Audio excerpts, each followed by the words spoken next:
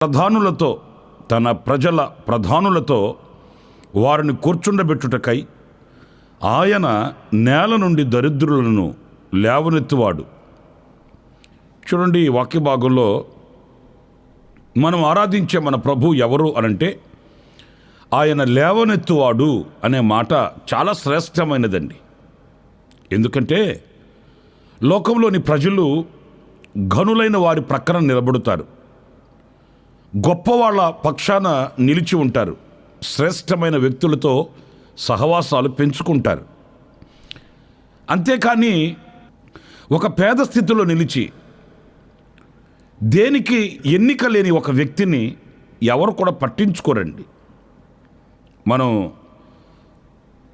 బజార్లో వెళుతున్నప్పుడు చాలామంది సహాయం కొరకు మనల్ని వేడుకుంటుంటారు. ఎవరో నిలిచి